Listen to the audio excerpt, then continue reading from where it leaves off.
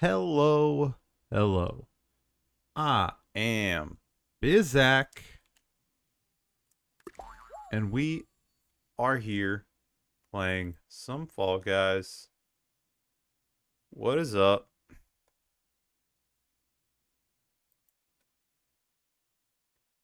Watching my boy try to beat this game he's playing.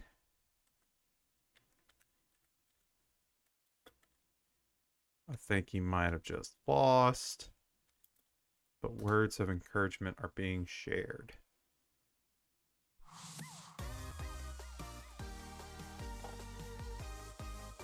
I think he might have just died. Hold on a second. This is loud.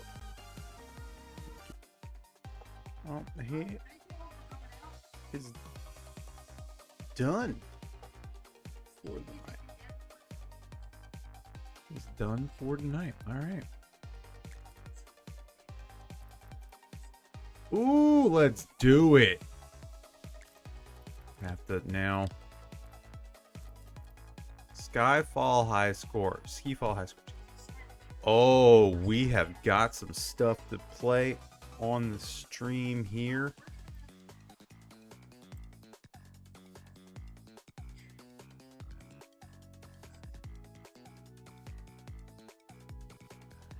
All right. We're doing survival of the fittest. Got my little guy here. And let's go. Here on the stream as we are playing some Rhino. Some stomping grounds. Got going here. Back on my head. Hey, I qualified. Awesome. I think this is all survival games, which is cool. Very, very cool. So, if you weren't here for the earlier stream, got a new mic stand. If you can notice, my mic is a lot closer to my face. I'm not leaning over out of the shot. Snowball survival. And we're feeling good. I got some food in my belly. I feel a little bit more energy now than I did earlier, which is good. And we can play some Fall Guys for a bit.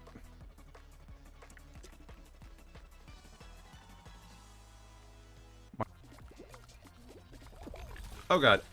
Oh god. Almost died. Ah! Almost died again. I don't like this one. This one's got 3 snowballs. Jeez. This is awful. Hey, I qualified again. Yeah! Alright. Let's do it. Let's go. See? That's what we need. Keep this stream and this channel going. Is qualifying. Just doing enough to get by. That's this channel. No, I'm kidding. Jump club for the gold. Oh, this is a qualifier too. Wow, they are whittling us down. There's only 12 of us. I wonder how many have to survive this one. 1, 2, 3, 4, 5, 6, 7, 8, 9. Actually, I think there's only 10 of us. 4 eliminated. Oh boy.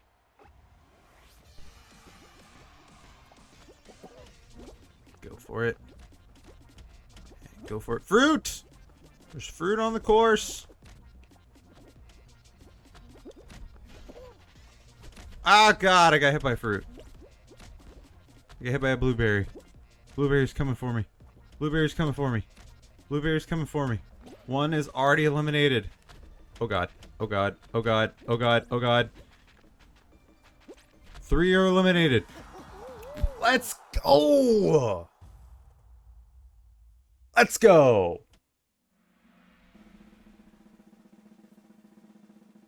We are rocking and we are rolling.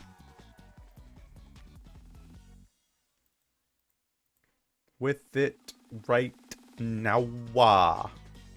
Oh, hey, Bret's playing Forza Horizon 5. I might have to jump on that. Let me see what he's doing. Just bounce around from game to game.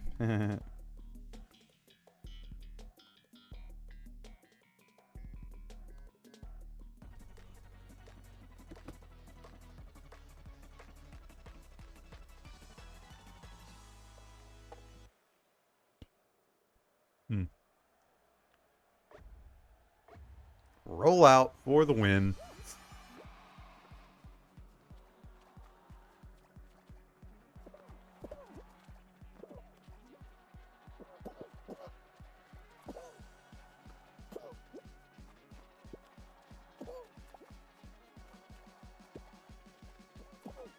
Oh, I almost killed him. Oh, I almost killed him.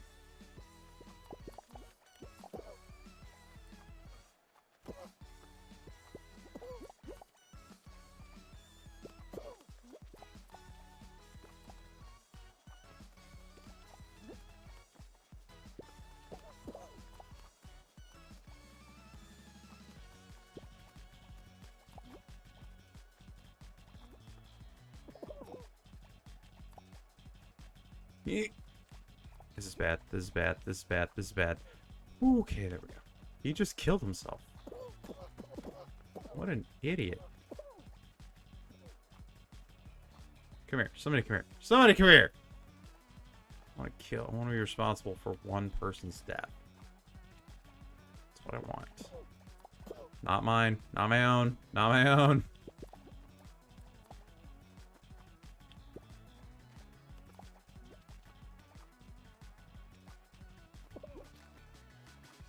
But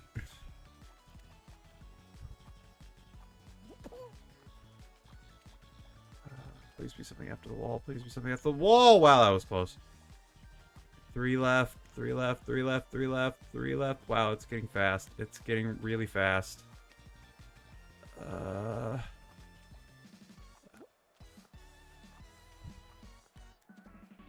Oh my god, it's so fast. So fast. Somebody else die already! Come here! I need you to die! No.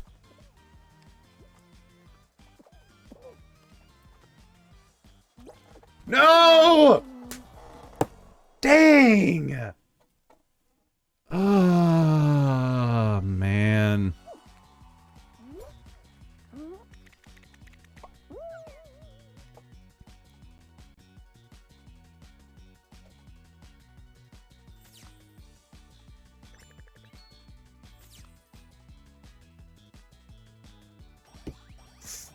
Ooh, man. Ooh, man, that was... Oof. Ah! Once again, I come in second place.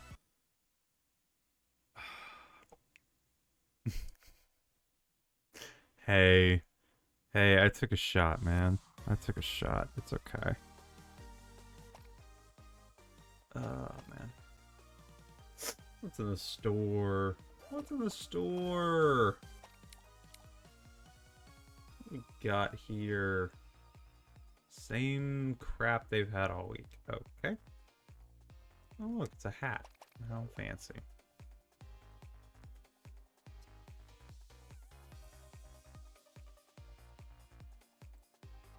Brian Garr is doing things. Inside gaming. Ooh.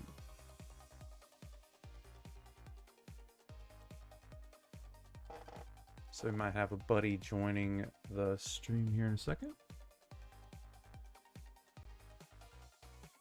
I like this. This is fun. I'm gonna try the ski fall for a bit. Practice some ski fall. Ski falling.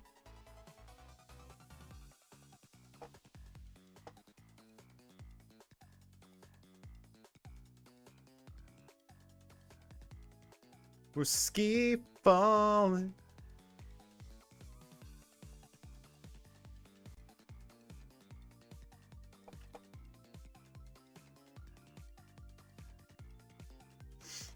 Yeah, I know I'm doing what everybody else is doing, but it's fine. It's good. It's all good. I'm still falling. Still falling. Still falling. I'm still falling. Just seeing who else is on right now. Gotcha, gotcha, gotcha.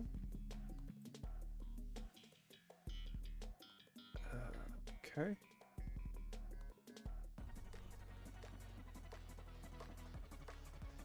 Ski falling. What is that? Jump through holes, eh? Interesting. Made it.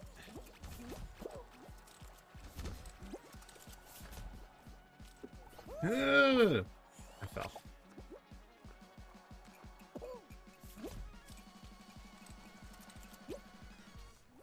Punch! Punch me, damn it. Damn! Punch me faster! Punch me faster, Daddy. You know what? Screw this. Go this way. And we're through. I need to just start scoring points. Alright. Got points. Ow. I just got punched on that one. And we're through. And wait for it, wait for it, wait for it, wait for it, wait for it, wait for it, wait for it. There we go! There we go, there's a gold. You bastard, don't grab. Don't grab people, that's rude. And there's a silver. Alright, I've got to start scoring points. Just missed that one. I'm doing terrible. I'm doing terribly. I'm not very good at this game. No. Oh no. Oh no. Oh no. Oh no. There we go. Okay. And there we go. I am not going to qualify.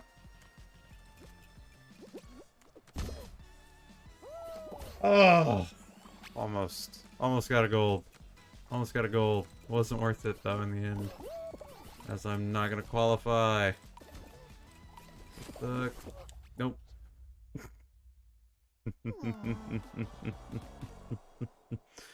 That was bad. That was so very bad. Oh man. What is this? What? Oh. It's a wedding badge. Ah. Oh. Okay.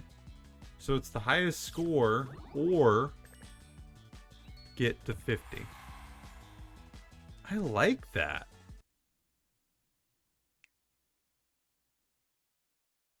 I like that. I like that a lot.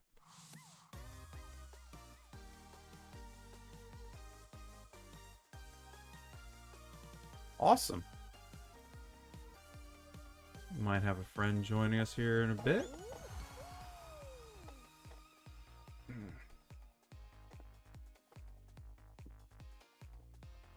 So nice having friends to talk to. Oh man. I'm really feeling a resurgence with this game. You know, I played this game months ago. Like, I remember last summer I played this game a bunch when I was starting the stream. Hang on, headset is playing dumb and won't connect. Gotta use my PC as a room to run. Okay. Whatever you gotta do, man. Here, I'm on PS4.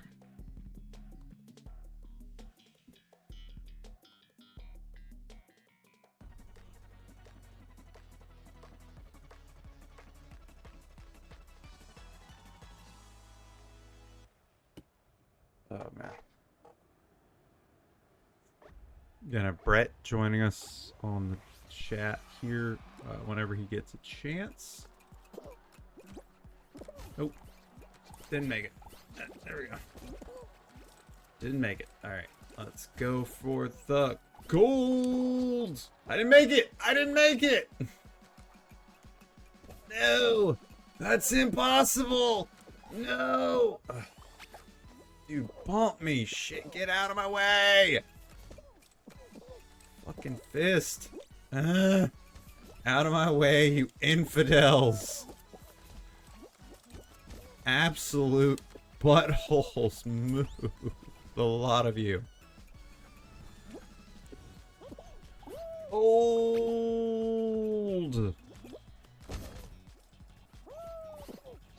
That's not worth it. Okay.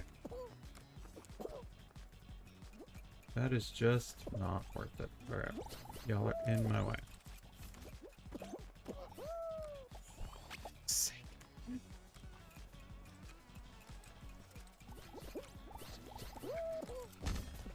Ouch. I've been knocked on my butt. So we're just gonna go for the bronze, and then we're gonna go for the gold here in a second. And got it! Right. I'm running out of time. Running out of time. I'm running out of time. I'm running out of time. Need all the points I can get. Need all of the points that I can get. That's not enough points, but... And we made it! Come on, I need a bunch of really good runs. Nope, nope, nope, nope, nope, nope, nope, nope, nope, nope, nope. Alright, made the silver. Hey, that's fine. Go back up to the top, start again. We can get the silver here.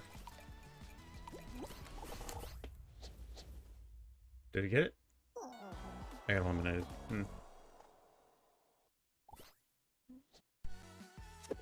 So, I think it's the highest score. I believe it's the highest score advances. As far as I know. Hey, Bret! Can you hear me?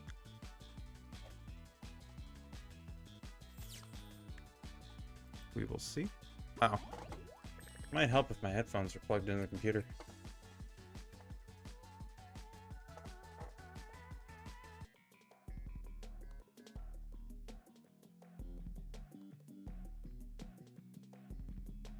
Ah, okay.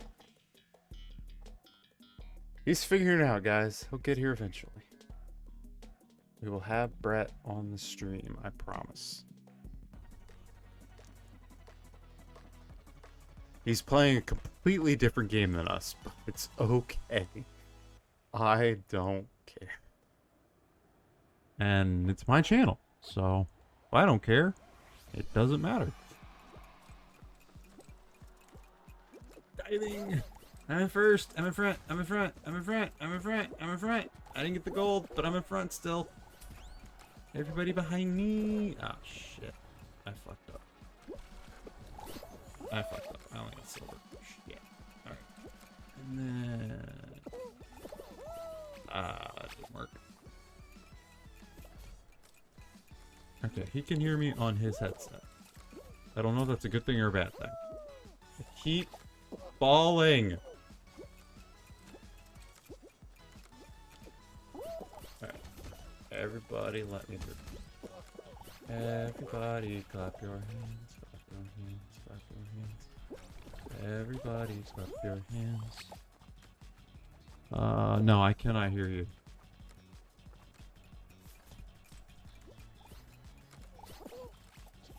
I'm not jumping through that hole.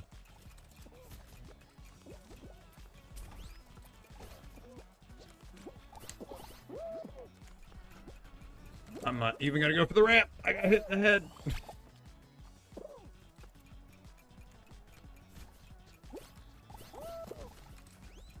Gold, gold, gold, gold, gold, gold, gold, gold. Got it. Come on, come on. No! I'm doing badly. This game needs this game mode right here needs some music, man. It's so quiet. Got gold. Come on, come on. 15 seconds to glory. 15 seconds to glory. I hit the wall. Not showering myself in glory this time. Oh god. Oh, I'm over. Oh, I'm over. Let's go.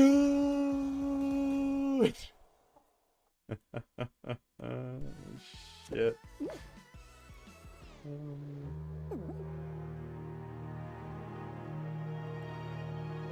I'm having a great time. Oh god. It's gonna be a great stream.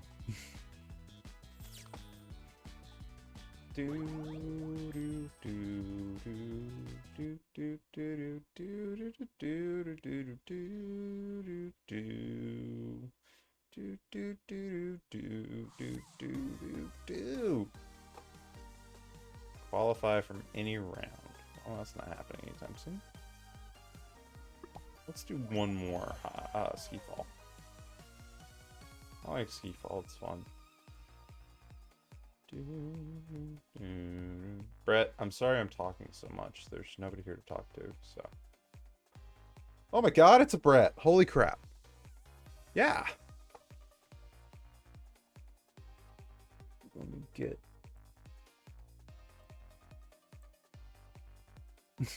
Are you sure? Are you positive? Know, it's 103 degrees inside my house. It's kind of hot. Good lord, man. What, do you live in Texas? I live in Hawaii. I know you live in Hawaii. Is it? Is it though? Yes, because houses in Texas have like central air conditioning. Hawaii, we don't. I'm sorry, you live on the equator, don't you? We live in the tropic of... You live closer to the equator, let me put it that way. We do live closer. You guys live off the coast of Mexico, right? Well, not exactly off the coast. About 2,300 to 2,400 miles west. Yeah. You guys are in that little box down there below Alaska. The little box. No, I know where it is. Yeah, no. Yeah. No, I know where you guys are. So yeah. We're just west of East Jesus. Oh man. Where's West Jesus? Why did that disconnect? Oh no. What just disconnected? Oh, okay. We're gonna get this working, I swear. Alright. So, for those of you, nobody's watching actually, but for those of you who would be watching, Bret is playing on the Xbox, playing Forza Horizon 5. I am playing on a PlayStation, playing Fall Guys, Season 6. And, communications are difficult. The two do not like to talk to each other. Oh, yes! Nice. Made it. Go for the gold. Go for the gold. Go for the gold. Got it. Don't. Oh! Yes! Alright, so that shoots you through. Come on. Come on, give me first place. Give me. No, I fell. That's gonna do it. That's probably gonna do it. I only have 35 seconds to score a lot of points. And I don't have a gold to go to. And there's bronze. That didn't help. Okay. I'm getting better. Getting better at running through. You ass! Get out of the way!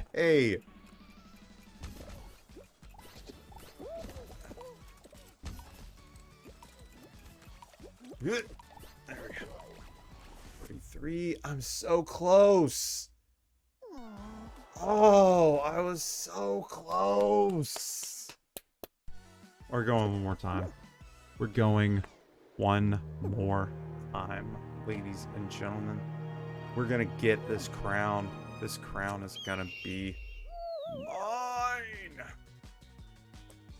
Let's go. Let's go. Let's go. Let's go.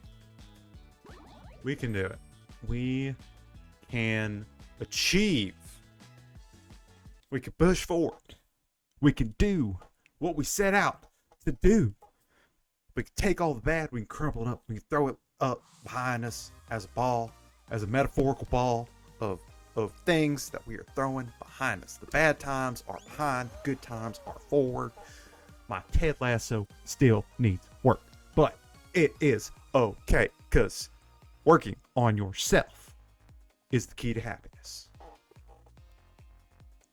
Find what makes you happy and strive towards being able to do that thing. You heard me? All right.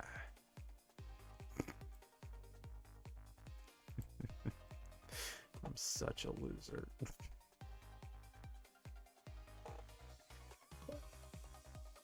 What? Hey. What?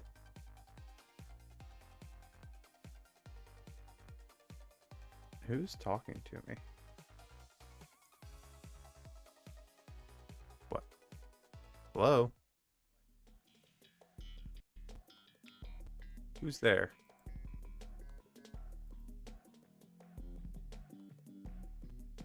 Oh, I'm hearing myself.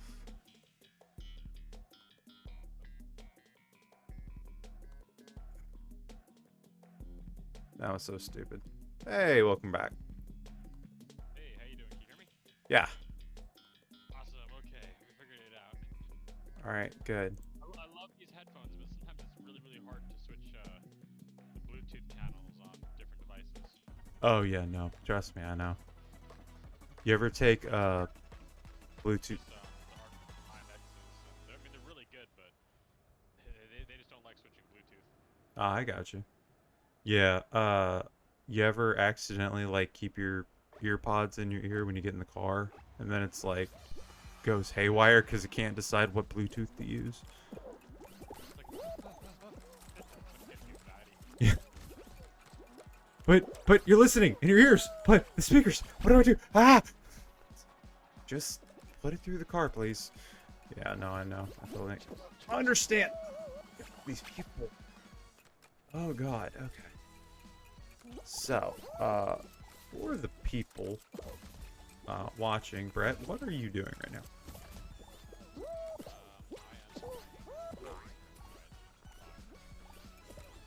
Currently building a 1940 Ford split window, trying to turn it into a road racer, but it's probably going to fail miserably because it doesn't have the tire width or the traction needed for it. But you know what? We're just going to throw it at the wind, full on yeet, and see what sticks.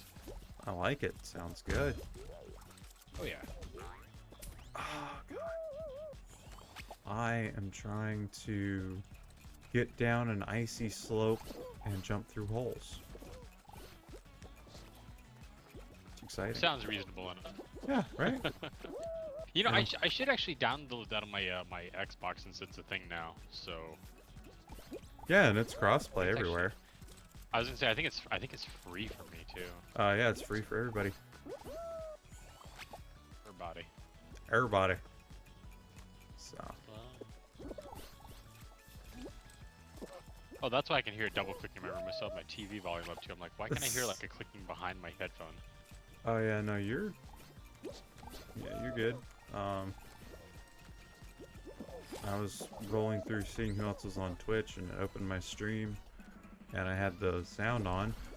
Confused the hell out of myself when I was talking to me in delay. Like, whose voice is that I'm hearing? Brett's not here. Who's talking to me? Oh, I am. I know I've done that before and just kind of like, what? Who? What? Yeah, it's exactly. Oh, they added the old school Strikers 1945 to the Xbox game store. That's the old school, like the top down, like the plane shooter one, like the I think that was a Neo Geo game back in the day. Ooh, that sounds like fun. Oh yeah, that's classic, dude. That's old school arcade, like 1980s. Hell yeah. Awesome.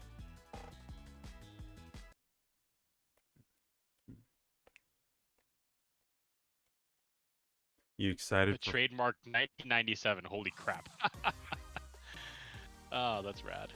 Are you excited for motorsport? Oh, absolutely. Very much so. I mean, I started with actually like sim racing and everything like that, so I'm super excited just to see what motorsport's gonna do. I mean, in a world where you have iRacing and Assetto Corsa, I think Forza Motorsport really does need to take a step up. Yeah, especially with how, in my opinion, Gran Turismo 7 kind of just, for me, it was shit. They did shit the bed pretty hard with 7. I mean, it's a beautiful game. Don't get me wrong, and it's got great physics when you drive on your own. But where the competition is racing against people, like I've tried running it on a friend's system, and even with like the best internet, there's something about the code in there that is so abysmally. It doesn't. Yeah. My thing was the physics, actually. Because when the game first launched, at least for me, because I got it the first week it came out, and before they started doing patches and stuff, like, it to me was undrivable. Oh like, yeah, no, the first iteration of the game was. It was awful. If you like third wheel or bad. rear wheel drive cars were just awful. Like I'm a BMW guy in Gran Turismo, and when you get into a 4 Series and you literally can't touch the gas without doing donuts, it's like, it's ridiculous.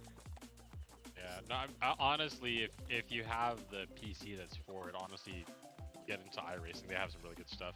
Yeah, I was doing iRacing beginning of the year, and then they, like, I think March, they did an update, and the update basically raised the minimum requirements and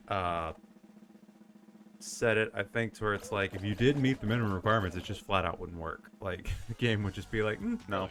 Yeah. Because I was trying. Like, I know guys that are running stuff that is like 5 or 6 years old, and they're still able to run on there. Well, I mean, I don't have a good graphics card, so that's my main issue, is I can't run like lots of cars at a time. Well, But I mean, yeah, the GPU crisis right now is still going strong. So. yeah, I mean, I'm just using a basic laptop, and I mean, I could do, little sprint races and do like modifieds and that kind of stuff, which I was getting pretty good at, except they took those out. Like, that was the real thing with the season 2, was they took out modifieds. And they're still there. I want to say they're in B license now. Yeah. Well, I wasn't. So Yeah, I mean, honestly, one of the best things to do in there is, like, if you like oval racing, which I'm a huge NASCAR nerd. yeah. Do the street stocks and just ride. Don't push too hard unless you're comfortable, but just kind of like ride and let other people crash. Finish the top half of the field. You'll get the safety to get up your license rating in there really quickly.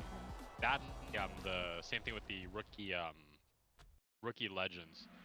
Just kind of hold your line. Don't push too hard until it's later in the race, once the people that are faster start going, and you just ride and get your qualifications in there. That's it. That's all you do, and it goes really, really smoothly after a while. Well, that's actually what I did, or started doing towards the end of the first 13 weeks, was I found I could be very quick in Legends, because, I mean, there's no torque or anything, so, I mean, you really weren't going to overdrive the car at all. So I'm like, okay, well, this is perfect for me, because I can just ride. Like, I literally can just ride and just ride the outside lane. On it, like, after a while, yeah, just get in the outside lane and just ride. I can be competitive at certain tracks, but other tracks I'm not fast at. I can just go around. I can find a quick line and just run it. But like I say, they got rid of it. Or not got rid of it. They moved it. They moved Legends for at least to me. They have a rookies legends now in the rookies class. I don't think you can modify the tune anymore. I haven't run them in a couple months. Yeah. And then they have the advanced legends now, which is, I think, in C license or D license, where you can then put tunes on them and stuff now. Yeah, so it was. They basically added a 2-tier system to it, so that there's a a little bit more separation. I mean, I'm still hoping that they do that for ARCA, because the ARCA cars are like the old school, like the 2003 NASCARs. Yeah. And they only have them in the license, I think, and they're really, really fun to run, but it's a, what do you call it? It's a caution-free one. So Yeah. it just turns into just a wreck fest, because you have the guys that, you know, that's why the joke is this ARCA breaks of, you know, everyone just plowing through somebody with, you know, with absolutely no regard for Yeah. other drivers on track. I'd love to see a properly flagged class for those, because those cars are so fun, because they slide and you have to drive them kind of like a dirt car on asphalt after like the first 15-20 laps of racing. The tires heat up and they start just walking on you. Yeah. My thing is I want to learn the car, but I also want to not get penalized for trying to learn the car. And those are all series where guys just don't, like, I really wish there was a specific classification of, if you have no intention of driving realistically, you know, you can have your own class. If you actually care about racing and driving and want to, like, get to a good level of it without being afraid you're going to lose your license every time you start a race, you know, I want that. That happens more once you get outside of rookie class. Like once you get honestly get into like start getting into like C class, most of the time guys drive respectable enough where you can drive comfortably. I mean, you can ride up on someone's door and kind of, for the most part, guarantee that they're gonna hold their line and be, you know, wise about it. They're not just gonna be like, oh, there's some jerkwad below me, and just, you know, turn right in the middle of a left-hand turn, you know. Yeah.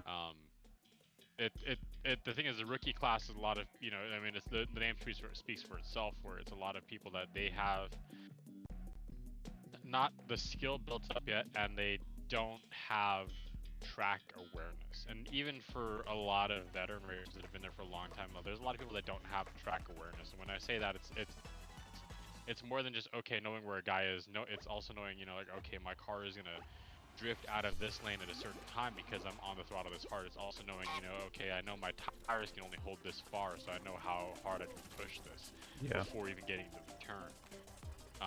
So you don't really start getting those drivers until you start getting into like C class. So, I mean, in D class you get a little bit of that in some of the better lobbies, but it's also dependent on your so they use the 2-tier rank system. They have your safety rating and your I rating, whereas I'm sure you know the safety rating is going to be your license, like basically how quality of a driver are you, and then your I rating is how competitive you are. So the higher I rating you are, even at a lower license, you start getting better drivers. Where like I used to get into a lot of Legends races with guys that were like 1,000, 2,000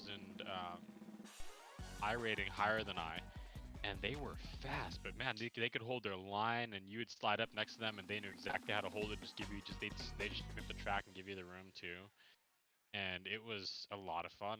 I don't really touch the Legends anymore since I'm primarily. I honestly I got up to cup level. I don't really like the cup cars. I prefer doing trucks and Xfinity now primarily. I'd love to get to cup level. But The cup cars, I mean, they're nice, but the thing is, I don't like the new rack and pinion in them, because they're too easy to drive. And for me, like, I like having more resistance in the wheel and more feedback, but the rack and pinion is very, very smooth, so you don't get as much feedback, information when steering. My thing with them is, and I mean, it may just be me, but I noticed right quick when they first launched the things that the big issue is they're so tail happy, especially on the right side, because they're not, because they're symmetrical now. Yeah. That you will lose that back end so quickly now. Like, just at the end of, like, I think it was, Charlotte was, I think, the first race I did. And they're so hard to drive at Charlotte. Because all they want to do is spin coming out of a corner. Also, on those is because you're probably doing the rookie cup one, which is the carburetor cup. Yeah. They set those cars up identically, and even iRacing doesn't nail the tunes all the time. Like there's Oh, often yeah. times where we've gone into races, like I've gone into races like higher level races, and none of us can drive because the tune is just so bad, and even iRacing will come in there and change it on like day one. There was a funny one that happened about 4 weeks ago in Arca, where they were racing on, oh, where the hell was it? It was one of the 1.5 cookie cutter ovals, Yeah. but they had on the Arca car, they had the tune for, I think it was New Smyrna or something like that. So they were topping out at like 90 miles an hour in fourth gear. Oh my god. So I mean, it was just like they don't always get it right. Sometimes they screw up, and that's okay. Yeah. So, It just um, God.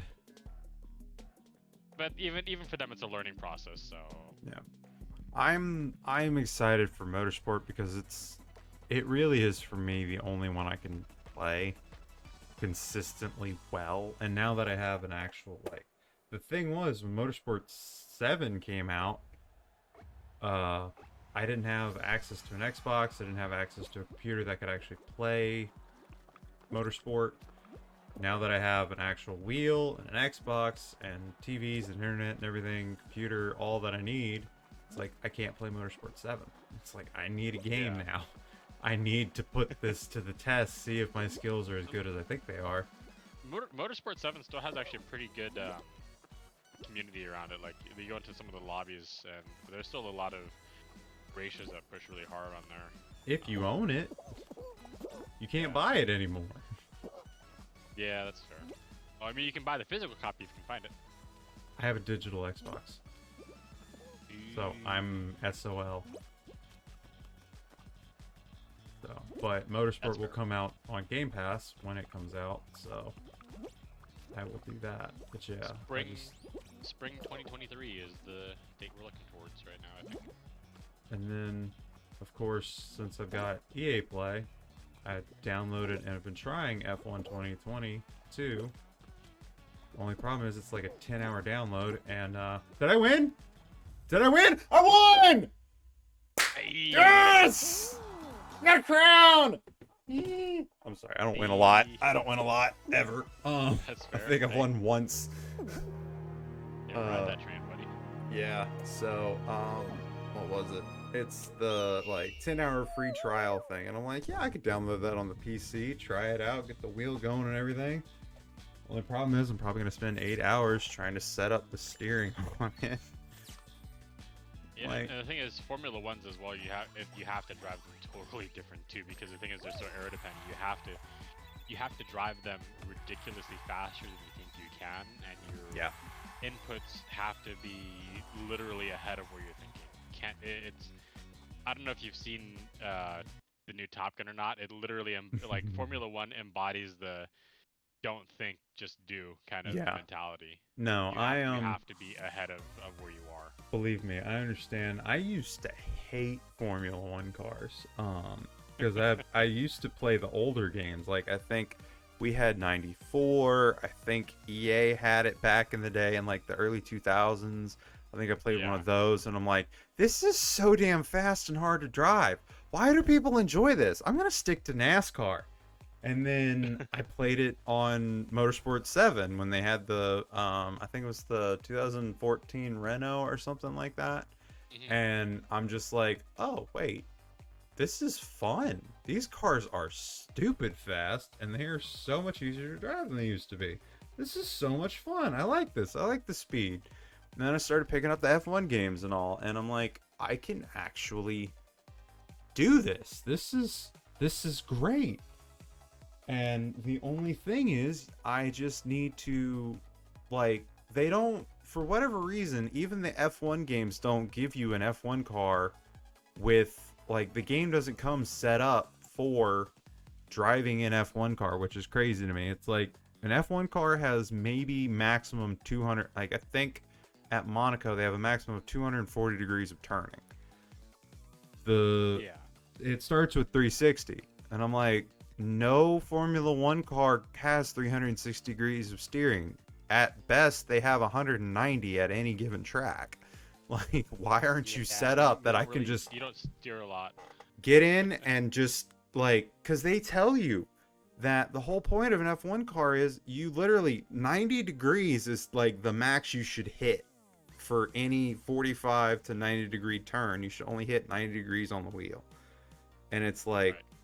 why am I like having to put my hand upside down across my body to turn? It's like, no. So it's like you spend a good 4 or 5 hours just tuning your steering wheel through its settings, through the game settings, to find the perfect, like the perfect steering ratio that you're like, okay, I'm in, because I need to know I'm in control of the car for me to be able to drive it efficiently and effectively.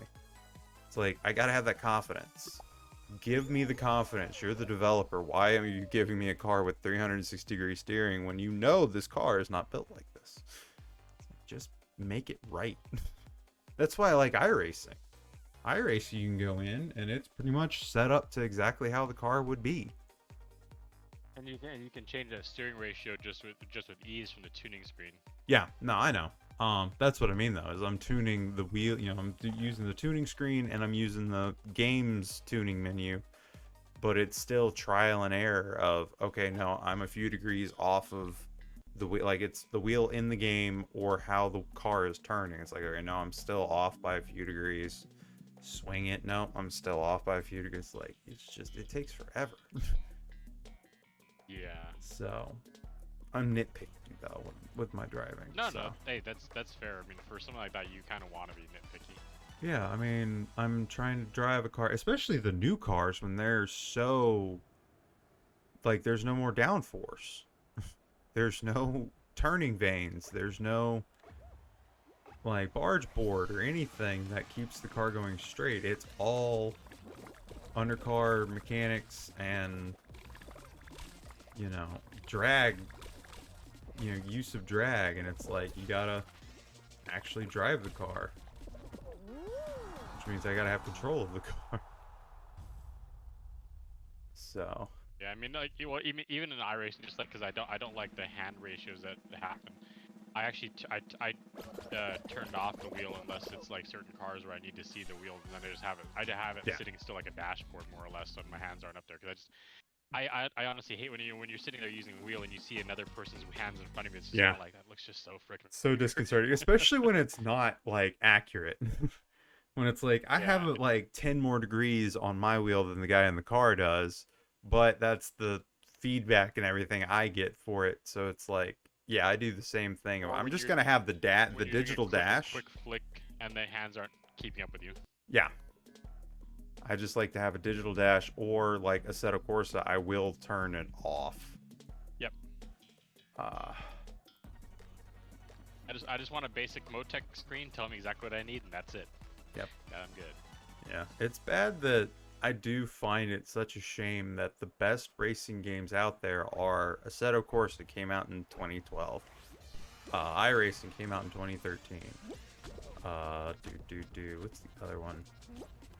R Factor 2 Also came think out in about 2013. the active development of those games too. Like they're constantly being worked on. They're like just how much money is going in development, especially iRacing. As much as I love it, it's an expensive game to have because you're spending, your membership fees on there. Each car is like 15 to 20 bucks. Track is 15 bucks, something like that, 11 bucks. Yeah. Oh God. I mean, it's a lot of development money, but I mean that's also one of the reasons why it is such a good and fair representation of, for the most part, physics. Yeah. Oh yeah. I mean, first thing I did when I got iRacing was I bought Barber because it's like 10 miles from my house. And I mean, I've been there been there 2 or 3 times. I'm like, I want to learn this track. So one day, if I ever have a car nice enough to let me put it on track, I know where the hell I'm going. Yeah, well, I mean, I think Barber does have track days. Like you can go like usually like Porsche Club or Corvette Club does like the open track days. You can just buy a spot on for the weekend.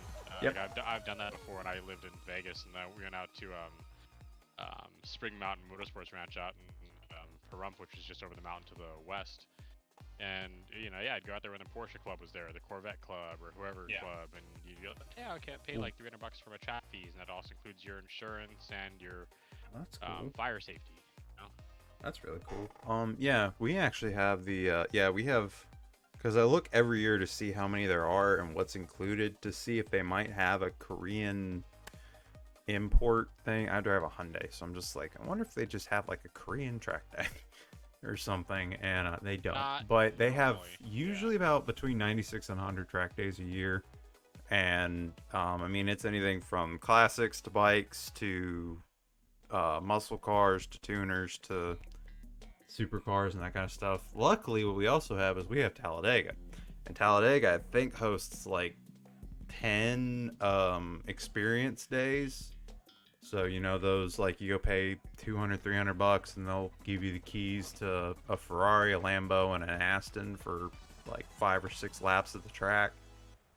Yeah.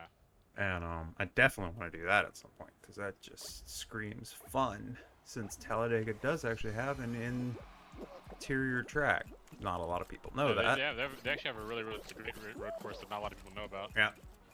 Which, when my dad's like, "Why do they keep running a road course?" I'm like, "Well, they could go to Talladega." What? Yeah, they have a road course at Talladega. No, they don't. Shut up. I'm like, nope, they do. The Talladega road course isn't really set up for fans, and it doesn't have the safety for that level of racing. So no, it doesn't. Mainly because it's, I think it was one of those. It's intended for RVs and that kind of stuff, not necessarily for race cars. So. SCCA used to run it back in the day. They used to run a Talladega race. I want to say in the old Trans Am days, and I think even probably. I don't know if they did Can-Am there, but they still do run every now and then. They have some series they go there, but it's usually like smaller sportsman series that your top speed is probably going to be about like 135, 130 miles. Maybe an hour. Like Mazda and that kind of stuff might run there too. Yeah. You would think. I don't know. I do. Honestly, you said Hyundai. I'm actually looking at a Veloster N or the new Kona N. It's my Sentra shit to bed. They have a Kona N? Really? Huh. Yeah, it's just brand new for this year. They're making a Kona N. They're dropping the Veloster N engine into the Kona, but they're not gonna offer it as a manual. It's only gonna have the 8-speed DCG. Interesting. Which is actually faster, but I mean I prefer clutch. Do they make an Elantra N still? Which one?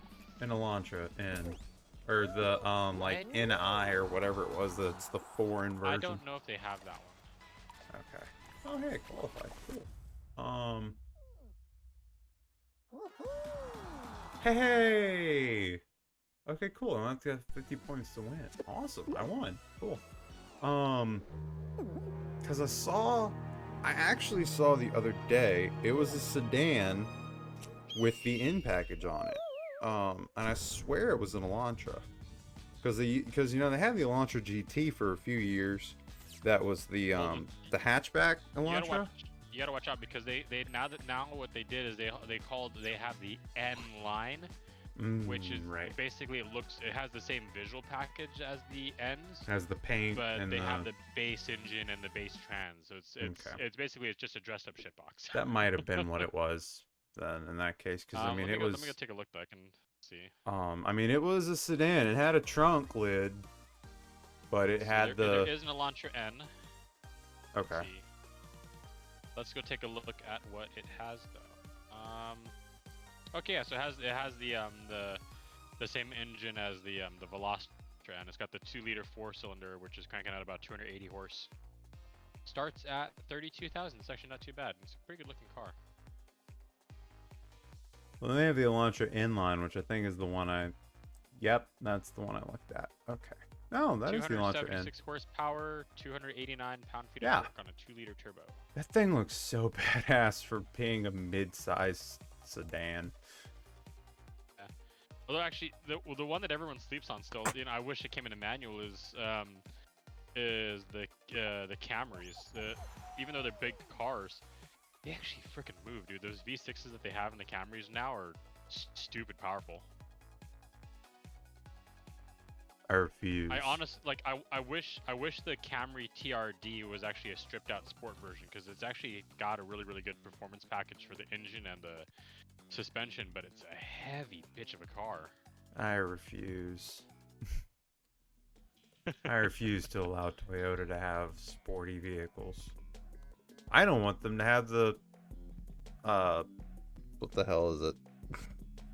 I just thought of the Supra. I refuse to let them have the Supra because it is an ugly thing. My thing with the Supra was, alright, so you're gonna bring back possibly, you know, Toyota's most notable car. First of all, bring back the Celica, please. Secondly, or Celica, or however you want to call it. Also, why did you make it so pig ugly? It's based off of the BMW Z4, which is, in my opinion, one of the most beautiful cars in the past 5 years. It is such a strikingly good-looking car. And the Supra is ugly. I think Toyota is trying to just go with like a newer design philosophy that they're going with. I mean, I think it looks okay, but I mean, I also see how it could do a lot better. There was some concept art that looked similar to how the new one was, but looked way better as well. But I mean, it is what it is. But at the same time, the one thing I'm gonna give Toyota and by proxy BMW a caveat here is the fact that they at least kept it a sports car, and in sports car price range, and not like my boys over at Nissan, because I am a Nissan fanboy, and turned the Skyline into a $120,000. You got Godzilla! Godzilla is the R32. Anyone who says anything else is wrong. Okay. I go off of what the racing world. There is one that's out there that is the guy. Like, I think, so far as I know, that I've heard watching some of the like GT. There was one GT of the new, what's the like first GTR they brought back, or the first GTR? What number was that? That was like 33 or 30. GTR was the R32. Okay, I think before that the R31 was the GTS, which is still rear-wheel drive. I thought the R30. I thought the like Skyline R34 was the last of the like original '90s ones, and then I thought they started. Oh, that was the last. That was the last of the older ones. Yeah, so I mean that was the last of like the old inline six heavy all-wheel drive sports cars. Because then after that in Japan they labeled the Infiniti G35 as a Skyline 350. Oh, okay. See, I'm learning. Even though it's basically the same thing as the underpinnings of a Nissan 370 350Z. Okay. That's why. Oh god, and I hate the confusing. new Nissan Z thing too. But that's just. I love the new Nissan. Oh god, I think it looks good. I think it's ugly too. I'm like, you went from the like, cause I saw the concepts of what the 390 was supposed to be, and I loved the idea of the 390, and then they didn't do it. They just made the Z, and I was like, eh. Well, I like the fact that this looks like kind of like the 1969 Z32s a little bit. And Yeah. It's got like underpinnings and lines of like every generation of Z. Because I'm like, oh, okay, I can see the 300ZX in there. I can see the 280 in there. I can see the 350 and the 370 and some design stylings. Like they kind of hid lines of each of the Z family into the new one. I'm like, okay, I can appreciate that. Yeah. Kind of... And I mean, I like most of the car, and then I get to the front grille. Like, for me, it's the front grille can either make or break the car. I'll agree with that. The front grille could have been done a lot better. And I think, honestly, I mean, it's a body kit. You can change a body kit piece out, just change out the front clip, make it look actually a little more bitey like the Z32s, and it'll look fantastic. Make it a smaller mouth, a little more shark-nosed, not such a big, maw in the front. I think even if you put a 370 nose on the front of it, it would look great. I wouldn't go for 370 nose. I'd go for just basically the same mouth that it has, but make it a lot sharper and have the bottom come up a little bit sharper, just to make it not such a big black box. If it had a little more front fascia in there with the bodywork, it would probably look a great deal better. It's kind of like the personal opinions on that one. Vantage when they brought out the new Vantage a few years ago. and there were apparently a lot of people who hated the like really low slung mouth that they gave on it. And I'm like, I love it. I don't know, y'all are crazy. This thing. See, I've always been a sucker for like pretty much every Aston Martin, even the ones that drove like shit and broke all the time. Yeah. I always thought the Astons in general just have always looked good. Like They you go have. to even the shitty '70s ones, like late '70s, early '80s, when they were just Hush your mouth. god awful cars. Hush your They mouth. still The, looked good. the 1975 Aston Martin V12 Vantage is a piece of art. Drives like crap. It drives like But it's a crap, good car. but it drives like a Mustang, which I'm fairly certain it was based off of if you look at it long enough. Yeah. That's, I think, when Ford bought Aston around that time. So I'm like, Well, no, Ford, No, that Ford was bought the- Aston, I think, in the late '80s or '90s. Yeah. But, I mean, that's all. They that's were also kinda when going Aston for kinda that Became like. yeah. So I think Aston was going for the Mustang styling and stuff, though, because they're like, well, Mustang sells a lot. Let's design it to look like that. So, I mean, Yeah. you can kind of see Mustang influence, 70s Mustang influence in, like, the mid-70s Astons. I mean, But- I love the '76, '77, the V8 Vantages. I thought those looked Yeah. just killer. I Like- always like that's a James Bond car, you know. Yeah. So, I mean, it looks good. It's a sporty car. I always say, the best part of On Her Majesty's Secret Service is the car.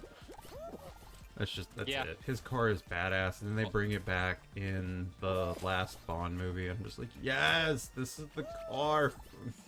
This is the car You they see, like, shot his you wife get me on the in. movies though, because I actually love On Her Majesty's Secret Service. I think that if George Lazenby hadn't been stupid with the way he acted after making the movie, he could have been one of the best Bonds. Yeah.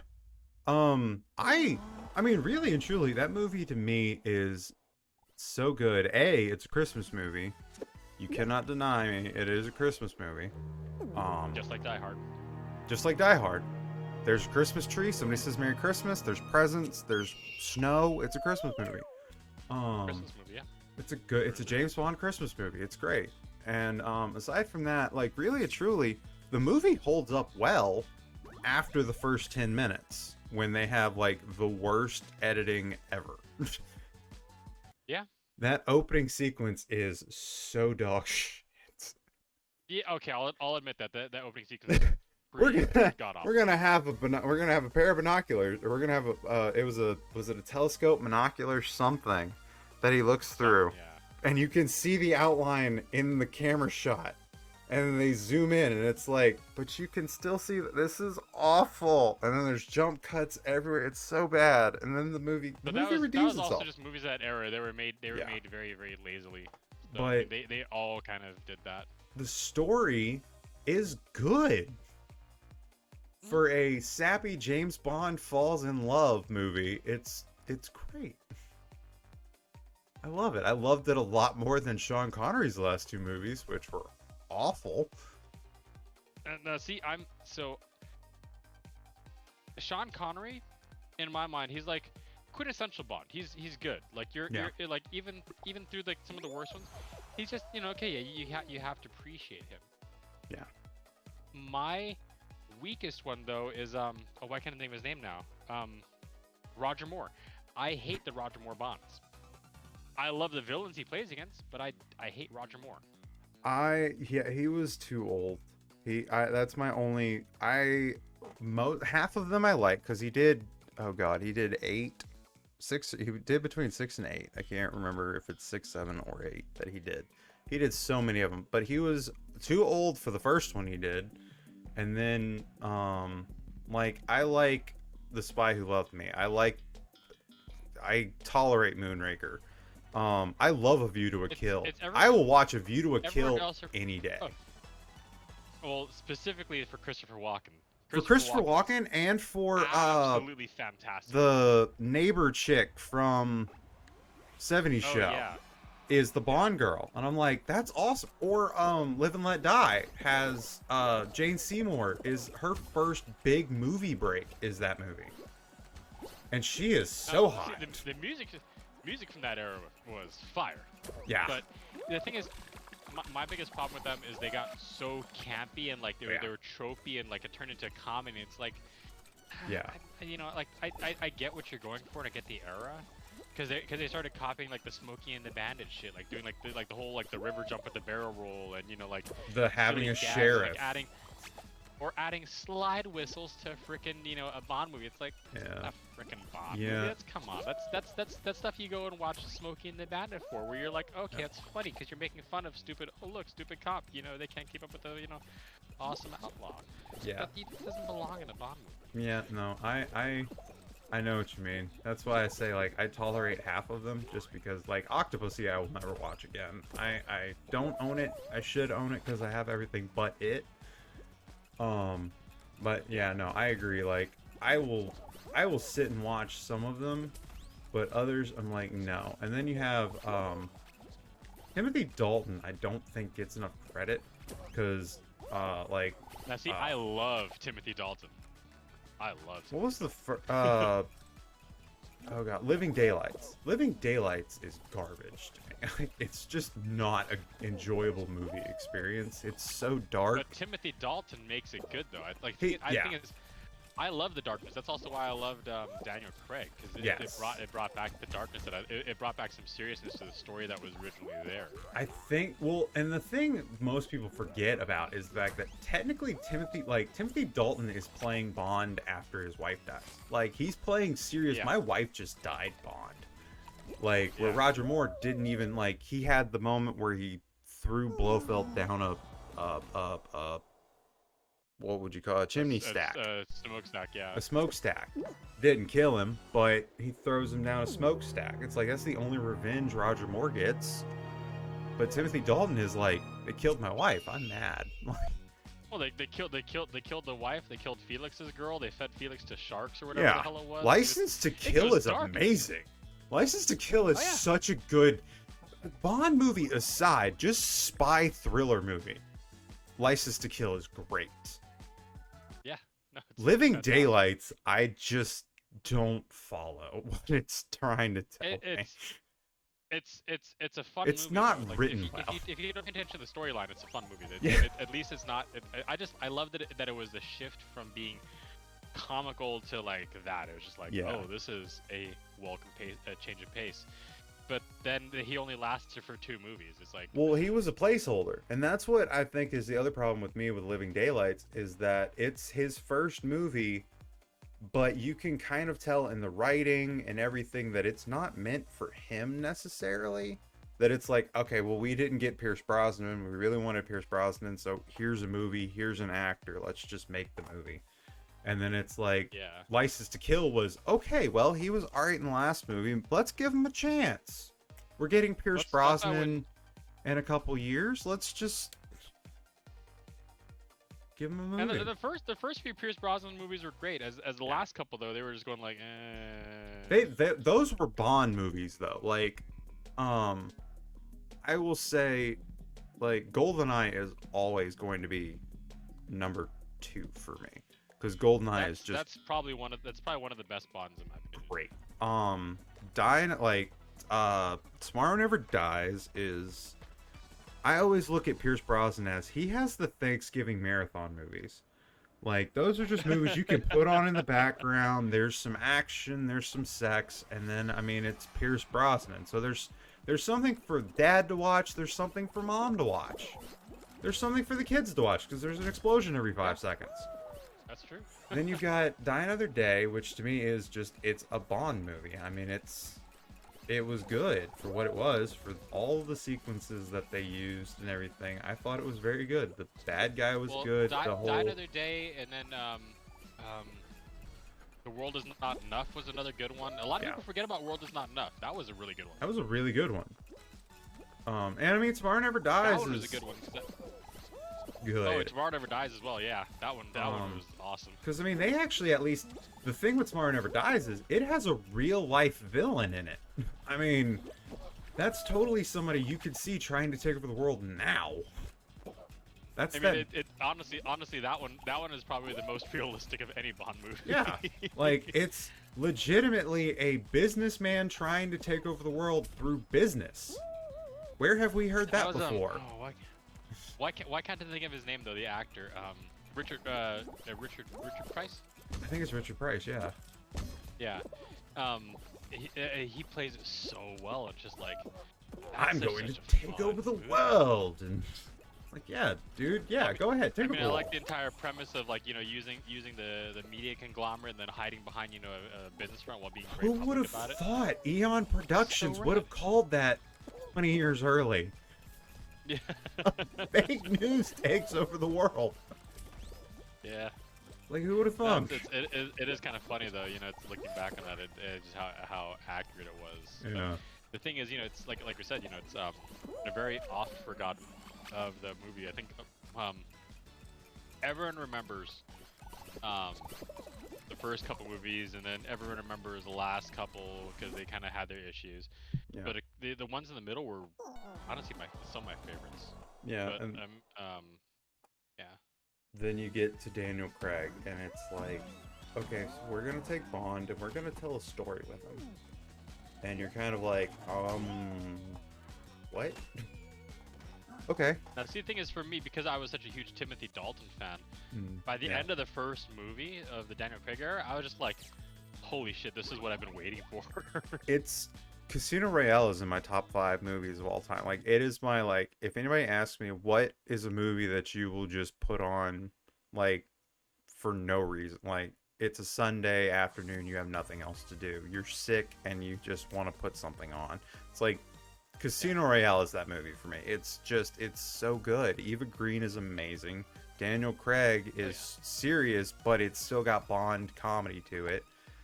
And you get a look at, like, this is the making of a 00. Whether it's canon that this is before Sean Connery or not, or whatever, this is a Bond movie. This is the making of a 00, and we're going to tell a story with it, and it's great.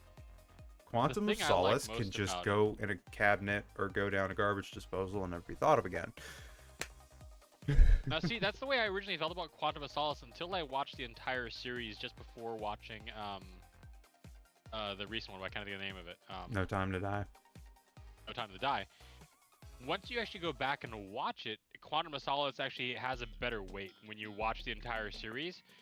With the continuity of story, it has an interesting place in there. I think it works better, not on its own and as part of the entire series, if that makes any sense. Well, what? All right, so let me ask you what you mean by that, because let me just where I'm coming from, and you can try to sway me. I don't feel like Quantum fits with the narrative they went for in Skyfall, simply because they moved away. Like, there was no explanation to me that combined Quantum with Spectre, because you wondered when you left the movie the first time of, like, okay, is Quantum gonna be Spectre? And that basically didn't actually turn out to be that. Like, they hint at it, but it's like, it's not Spectre per se. So where does it fall? Like, there are parts of that go into there, but I think it's kind of like the misdirect of, like, he's latching on to the next idea of where it's supposed to go, and it's, while he does get embroiled basically in trying to take this thing down, he finds basically this other evil. I can't remember the asshole's name in there. Mr. White. No, not Mr. White. Blofeld. No, the dude who owned the water processing facility. Green. Was it Green? Yeah. It was Green. They throw him as a kind of a misdirect of, like, yeah, he had a lot more power, and it was basically showing Bond's aggression of, like, he thought after, because it pretty much takes place, I think, what is it, like a few months after. No, it takes, I think it's like maybe a few months after Casino Royale, because he's still it's showing his aggression. Yeah, he's still pissed at Vesper's death. Because he's pissed he couldn't save her, and then he's also pissed that she killed herself. So where Quantum of Solace comes in a lot better, it's less a look at him chasing down Spectre, and it's more of like this story about Bond trying to control his aggression and this channeled anger, which I think that they could have done a better job connecting that in the beginning of the story, because it's played in there very, very loosely. And you see him kind of temper himself through the movie. I mean, even at the end, you know, he Doesn't kill the lets guy. you know Yeah. he lets what's her name kind of make the decisions, and then they just drop him off in the desert, kind of thing. You know, it's him. It's the entire story of, you know, like the Daniel Craig Bond is, it's him becoming the most efficient killer in the world, but at the same time, he's also learning how to play his hand the best from the very beginning. Yeah. Okay. So that's why I think it works better in the long run. Like on its own, yes, very very weak. As part of the entire series, it's a better story about him. Okay. I see where you're going. I just now wish that they had. Shut up, Siri. I'm not talking to you. I see where you're going with it. I'm just now trying to wrap my head around, like, okay, well then why didn't you just tell us that story? Like, Yeah, it's so all over the place, and you don't really get a sense of.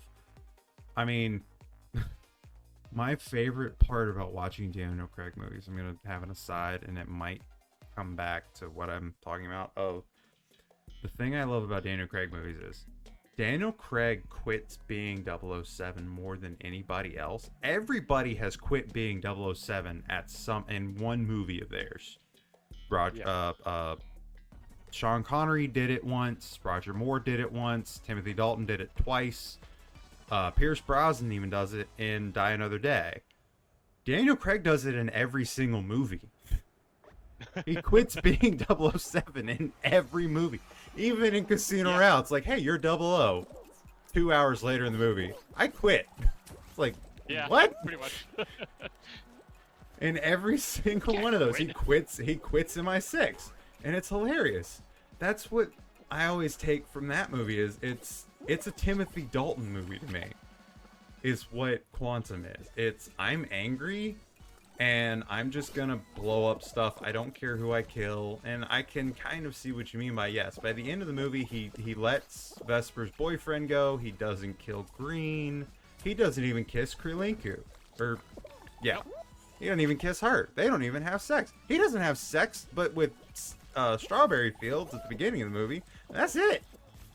That's it. Yeah, that's exactly. And it's like, it's such a detract. Like, it's so far away from being a Bond movie. Yeah, but that's also like like I said, like one of the reasons why I like it, because it's not your typical Bond. No, it was Mission Impossible is what it was. Yeah, it was a little more. It was an Mission action Impossible, movie. Yeah, I'd agree with that. So, but then you have the triple threat that is, and the trilogy, what I call the trilogy of good Bond movies, of Skyfall, Spectre, and No Time to Die, which tell just all three of them tell beautiful stories, and it's I like, yeah, it's a nice continuative, complete dialogue, which they've never done in any other Bond movie, because they've always been these offshoot stories where you can just watch one and not have any care about what outside of that storyline what's going on. well, These movies had a continuative characters, idea, and emotion behind it. yes, and it was because it took the whole original concept of, okay, well, here's James, here's Q, here's Moneypenny, here's M. Oh, I came 1 point short. Damn it. Always 1 point late. And I liked that. And then but more than that is they told complete stories. Like, it wasn't a subversion. It wasn't you gotta read between the lines and anything like that. Here's the story. They're coming for M. Like, there's a bad guy. We have to go find the bad guy. The bad guy wants to kill M. We have to save him. We don't save him. M's dead. It's sad. Spoiler alert. Anybody who didn't watch those movies. There's nobody in my chat. It's fine. It's like this person, the way they tied everything together, not just with Daniel Craig, but with the whole franchise. The exploding pin comment, the car. Yeah, there's all these like nods and winks to Like, the fan base like that are loving. not even kidding. My favorite bit of trivia is the fact that that car in Skyfall was one of the original 6 stunt cars Yeah. from Goldfinger. Are And you they restored kidding it me? for the And they movie. restored it That's so cool. perfectly. It's like, are you kidding me? Like, the one they drive to Scotland was one of the originals. It's like, that's insane. That's awesome. Who can do that after 50 years? And it's just, MGM and Eon. yeah, Skyfall was just, it was a perfect celebration of James Bond. And it's Well, like, I think Skyfall was just a masterpiece of like cinema in general. If you like Yes. action movies, it's just so well done on every level. Like Yes. it's not just a good Bond movie. It's s- just a good movie. the It's good story cinema. is there, the writing is there, the character work from all of the actors. Javier Bardem is amazing in that movie. The whole, Well, Javier apparently, Bardem's pretty much good in like everything that he does. Yeah. That's the fact that I didn't even think about it until I saw somebody say it when No Time to Die came out, of James Bond is bisexual. And you don't get Yeah. that without his conversation with Javier. Of like, and you wouldn't, why wouldn't he be? He's an international spy who uses sex to get what he wants. It only makes sense he'd be bisexual. But Yeah. you didn't think about that, and that's kind of cool. So it's like, it's so perfect. And then, we all knew that they were going to kill him because Judi Dench couldn't do it anymore. She said she couldn't do it. She was blind. They had to tell her lines for this movie, and she delivers a perfect performance. And Skyfall is great, and it was the first Bond movie that Daniel Craig did, and they did it perfectly. And then you had Spectre. Spectre was a perfect James Bond movie. It's a not lot of people a forget spy about Spectre, movie. but that one's got some really great points in there. It's not really an- fantastic. It's not an action movie. It's not a spy movie. It's not a Mission Impossible movie. It's a James Bond movie. Exactly. The car chase is there. The In much the same sense, that's how I feel about Quantum of Solace. It's not a action movie. It is a James Bond movie. It's a story about him and his maturity through there. Which, like I said, I agree with you. I wish they would have done a better job with it. In retrospect, I like it a lot more though now. See, when I think of James Bond movie, I think of, is there a car chase? Which there really wasn't. There was a plane chase. That plane chase is actually really Plane fun. chase was pretty Think cool. about it. But there, it's, do you have a car chase? Do you have a henchman? Do you have a really good villain that you just love to hate? Do you have, and that's my only thing with Quantum of Solace is there's no henchman, there's no car chase, there's the bad guy I really don't believe in, because I'm like, what is buying up all the water in Bolivia really gonna do to the world economy? Like, I don't see the whole bigger picture thing. It's like, this isn't Spectre. I'm just like, if you like it, that's, great. I'm glad somebody likes it. It's good that somebody likes it.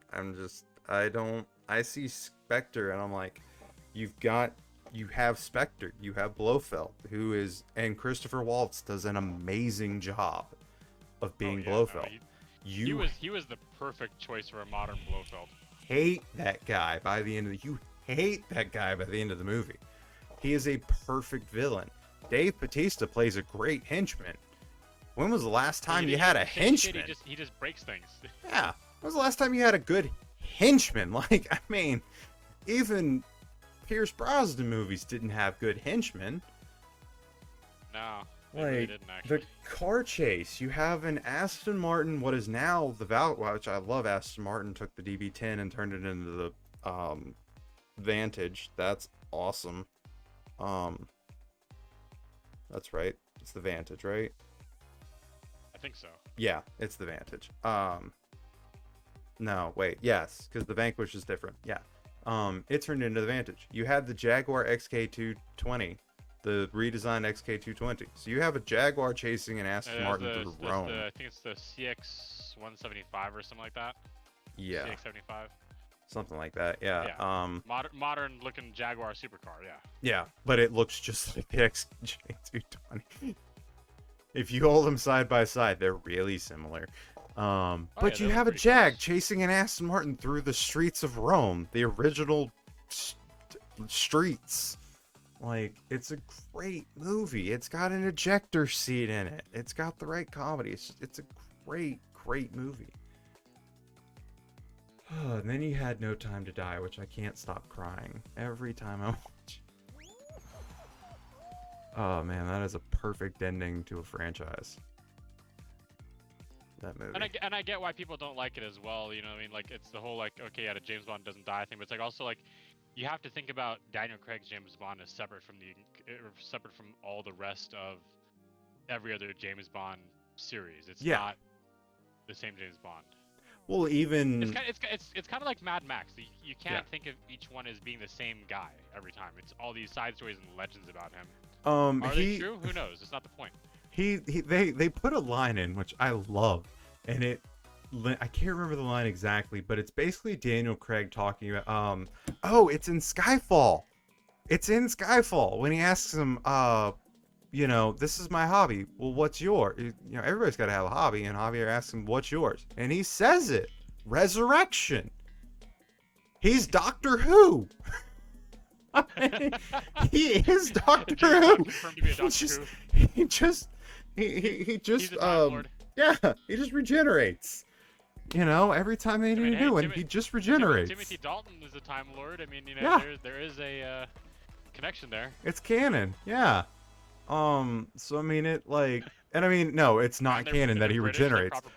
But it's that idea of like, they're not the same person. They've never been the same person. That's what I love Daniel Craig's did, was tell you, no, these have not all been the same person, because they're all different.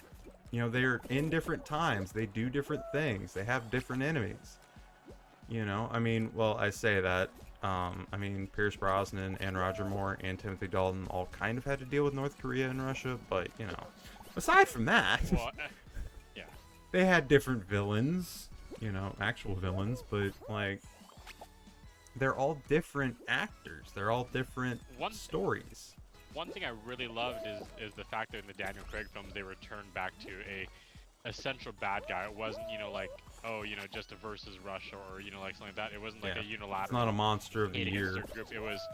It was a New World Order type of thing, like where it's like, you know, that's somewhat believable. Where you're talking about, you know, a corporation or an idea, you know, going back to Tomorrow Never Dies, you know, and where it's global control, it's popular. Or quantum. It's not a singular form. It's a connected series of people that are behind the shadows pulling strings kind of thing. Yeah. That's fun. That's cool. And terrifying. It's terrifying, but it's not, you know, I remember when it was after Spectre, and they're like, well, when Daniel Craig first said, no, I'm sick of this crap, I'm going to go home, I don't want to be Bond anymore. And they're like, okay, well, what's next? How do you write another like, the books are over. How do you write a new James Bond story? And like, even the Broccolis were like, well, it's hard because, you know, the maniacal take over the world people in the 60s and 70s, you know, in the 40s, 50s, and 60s when Ian Fleming wrote this stuff, you know, that could be seen as tyrannical and all that. Nowadays, they're Jeff Bezos and Donald Trump, and like, the billionaires taking over the world is an everyday thing. That's not. Yeah. How do you take like an idea like that? You basically turn, you know, you take a personality like that, you just turn it up to 11. Yeah. You know, and you make a legitimate bad guy out of someone that, you know, that wants control. One of them actually, like, I think it might have even been Barbara, said that, like, you know, you look at the bad guy from The Spy Who Loved Me. He was a billionaire who just wanted to take over the world. Moonraker, billionaire who wanted to take over space, to take over the world. You know, that's always been there. And it's like, well, you can't write about a billionaire taking over the world anymore, because at the time, one of those was in the White House. Like, Donald Trump, like, if Donald Trump wasn't real, he would be a Bond villain. Yeah. Like, you know, but you got Jeff Bezos and the Tesla guy, who's Elon Musk. You know, those are both Bond villains, technically. They're using their wealth to try to change the world in their own twisted image, and that's That's fair. You'd call James and say, hey, this guy's trying to take over the world. Max Soren, you know, billionaire, crazy Right, like person. it's taking that idea and just like I said, just turning it up to 11. Yeah, so going back to, they had to go back to Spectre. Thank God someone like Elon Musk isn't like trying to do like world takeover at least with Yeah. it. So But yeah, like you say, the changing of instead of having one person with all the money who's using their resources to try to change the world and all this, we're gonna go with the conglomerate behind, in the shadows, you know, behind the scenes, hacking away and manipulating things. And it's like, that still can have a suspension of disbelief to a degree of like, we don't know what's going on in the shadows. We don't know what's going on the dark web. We can't see it, but we can imagine it. You know, we can imagine that there's evil, that somebody could get nuclear launch codes and take over the world, kind of thing. And I'm glad they shifted back to that. So I just you know, that would actually be kind of an interesting premise for the next Bond. Is basically about how basically talk about like an antiquated technology, like a Bond trying to take on a digital enemy more. yeah. They kind of did that a little bit in Skyfall. the one with Javier Bardem. I'm blanking. Yeah, out again. Skyfall. Skyfall. Yeah. They kind of did a little bit of it, but I think it could have been so much more. And I think realistically, that's a good way to go for the storyline. Which honestly, they probably will go that way. Or even, I mean, that was even Spectre. You know, the whole the back evil part of like, oh, we're gonna give over, you know, security control of our nations to one group. Like, you know, Right. that's that's cyber security. Like, and that's a terrifying possible reality of somebody having access to like all of your like data and information and cameras and stuff. And So- I wish they would have used more of that beat in the storyline for No Time to Die, because they talk about it with that super weapon. Oh, that one? Yeah, no, that Like that's so cool. Like that could have been a really. I wish they would have leaned on that part more, because about talking about the global shift that they talked about it for like 5 minutes, and it's like it's so lost. That's the part they had to rewrite because of a global pandemic that sounded a lot similar. So the thing was, it was because if you remember, it was supposed to come out in fall of 2020. Well, spring of 2020. It's supposed to come out in April of 2020. Well, something else came out in April of 2020, and it was the same premise. It was a global pandemic, but like it was a global bioweapon. I was tracking that still when I used to go online with certain groups, and Yeah. I remember back actually in October of 2019, and there were a lot of things that, cause there's some cybersecurity groups online, some of the people that I know, they were talking about this thing that was happening in China and all these things that were going on, and that the news didn't pick it up until December. Yeah. But I mean, it's crazy looking back on it. One thing that's that people don't focus on is the mass graves and the burning bodies that you could see on satellite, and no one ever brought that up in popular media because no one wants to piss off China. Yeah, like the World Health Organization. So, yeah, Well, also not that I'm playing for one side or the other, but it's also the fact of like the fact that what's his name, the guy who worked for the CDC, the head guy, oh shit, I can't Fauci. remember. Yeah. He owns a stake in the Wuhan labs when it was originally built. Of course he does. Well, the CDC is just as corrupt as anybody else on the planet, because Oh, I know. they're the bastards who keep releasing mumps and measles and shit into the population. Oh, it's an accidental leak. Uh-huh. Sure. You're the Center for Disease Control. Why can't you keep it inside? Well, I mean, I think it's funny actually looking back. Like, I think it was actually Obama. He was actually talking about like there was a Security Council back in 2009, 2010, and there was security probe. They're actually talking about the Wuhan lab back then. It was already having security issues where they were having some localized disease outbreaks. And no one was talking about it, but there was a thing that he had mentioned about it back then, and no one ever brings that up. And it's just like, why don't people remember this shit? Yeah. Crazy shit. The the thing about, because we were talking about it, about No Time to Die, and the, like, I had a personal connection to, like, everything that went on in that movie, just because, so if you really think about, like, the disease that, like, gets out is basically, like, nanite herpes. It clings to your DNA. You can't get it off. It's permanent. It will kill you and anyone with I'm your gonna use that DNA from now chain. on, by the way, nanite herpes. Yeah, I mean, it's super herpes. Well, like but like, I mean, to be like, unfortunately, bring it to seriousness. I had a friend who I was interested in at the time, who recently had developed that particular disease, and it was one of those of just like, wow, this, like, and they have a daughter and they can't, be loving to their child because they don't want to spread it, like, and that kind of stuff. And it's like, wow, okay, this is super personal, this is super sad.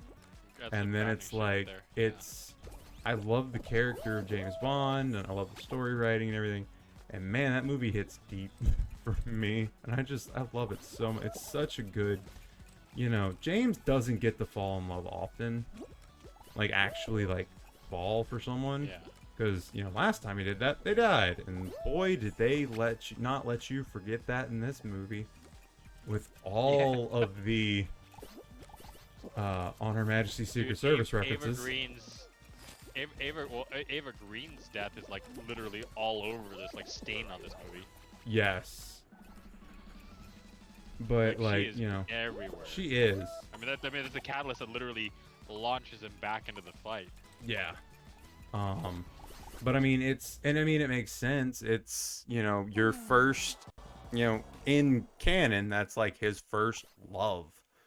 And, I mean, it only makes sense that, before you move on to love someone else, you got to get over the person. And he hadn't gotten over the person yet. So it all made sense, but it's like, it tells a deep story about James, and it fits into the mold of a Bond movie. And it's like, it's so great that it ties up every loose end. And it's like, he has a kid now, and he's in love, and all this, he's not fighting, somebody trying to take over the world. He's not even fighting the super virus. He's fighting for his family, and that's cool to me. Yeah. It's like James Bond has grown up and is a daddy now. This is cool. The best part of it that I think is lost on so many fans as well is, it's literally, it's talking about, he sacrificed, his life on many occasions, giving not his physical life, but also his, like, time and everything, his dedication, to the point that he would have given his life. And every time he's tried to walk away, he's walked away, and it's caused more issues than if he had just died. It's like, it is that poetic ending where his death ends that cycle. Yeah. In that storyline continuity. It's his dying on his shield for Queen and country. They've said it so many times throughout the franchise. Of James is for Queen and country first, and this time he put his family first, and it was so. It just the long walk. For the right cause. Yeah, I'm dying for the right cause, and the long, like, he's dying, but he's dying for his reason. It's his choice, and everybody's okay. Like, everybody accepts that this is his decision, and it's. I mean, would you make a different one? Like, there's only one real. It's perfectly picture booked. It is, and it's so the long walk and everything. It's perfect. Like, it's so, like, put it in a love movie, put it in a rom-com, and it works. Put it in a social documentary, and it works somehow. It's so well written. and it's that movie is great. Also, because they smash up a bunch of Range Rovers, and that's just amazing. Oh yeah, that chase in the forest in Norway was great. That was an awesome sequence. That was awesome. The car is awesome. Her being the female Bond is kind of, I mean, well, not Bond. Female 007 is awesome. Well, unfortunately, we spent so little time with her. I love what's her name? I can't think of the actress's name. The girl from the DSG, the Cuban girl. Oh yeah. Yeah. Like, the way she's just so happy that she was just kicking ass. It was like, okay, this girl's awesome. You know, she's getting a spinoff. The first James Bond spinoff is gonna be her. So good. Yeah. Yeah. You first see her, and it's one of those like, oh god, oh god, you're just for 10 minutes. Like, what are y'all doing to us? Why? And then by the end of it, it's like, I need more of you. Like, even that like conversation he has with her, you're great. Yeah, I hope I see you again. You're great. She's great. You're great. It's like, even Bond has to stand up and applaud. Like, I did not see that coming. Great. It's so fantastic. It just, and then, oh my god, Felix dying. Them killing Felix again. Like, guys. Yeah, they want to rip our souls. Oh my god. Also, hello. They killed. Hello. Give me a moment to mute my game audio. Holy cows! Wow. Who do we have? Oh, hey, Flint. What's up? What's Welcome cracking, my boys? to the party. Not much. We're talking James Bond movies. James Bond. I haven't Yeah. watched a James Bond movie in forever, man. Well, there's 25 of them, so there's only 25. I almost messed up and said 26, but we don't count that one. Which one don't we count? Never Say Never Again, because it's A, awful, Hey, you know and what? B, Fair enough. not an If Eon it's the production. title of the Justin Bieber song, we're not gonna watch it. That's a fair point. That was bad too. I don't know which one was worse, quite frankly. Probably the movie, because that movie. Well, that is was shit. that entire debacle with the whole Yeah.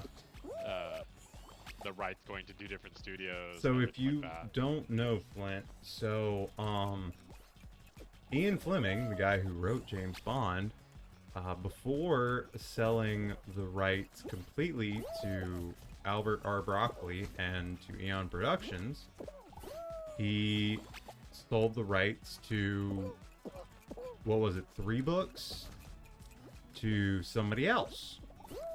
One of those being the book Thunderball. Well, Eon Productions went ahead and made Thunderball anyway. And made a killing off of it. It's a very good movie. Well, the guy who owned the rights to it was pissed and decided he wanted to make his own movie. He tried to sue and lost. So he's like, okay, well, I have the rights to this, so I'm just gonna make my own movie with these rights. And he tried to remake Thunderball. It wasn't very good. He got Sean Connery to come back out of retirement, what, 4 years after his last movie? I think it was, yeah. It came out in the same year, I want to say a couple months apart from, I think it's Man with the Golden Gun. And it was terrible. It was god awful. It did not, because Eon made, so the thing was with the court ruling was that Eon had already used their license to make all the James Bond movies, and because they had visual evidence of making the movie, they had copyright claims to it. They had, what is it, like intellectual property to certain aspects of the movie, which meant that the other guy who actually legally owned the rights to make a movie about this book couldn't use like most of the book. So he had to take what bits he could and make a movie out of it, and it was terrible. Sounds like a grand old. And this was Sean Connery's ugly period. Like, he let himself go from being Bond, and this is before he grew the beard and became an action movie star in such films as Hunt for Red October and The Green Knight and others. Is he in a Peter Pan movie too? Not Peter Pan, Robin Hood movie too? Wasn't he like king in like? He was in Highlander. He was in Highlander. The Rock. This was before The Rock. So once he got to be like old Sean Connery, Indiana Jones 3 Sean Connery, he became cool again. But this was in the in-between times when he was just fat, old, and didn't have any hair.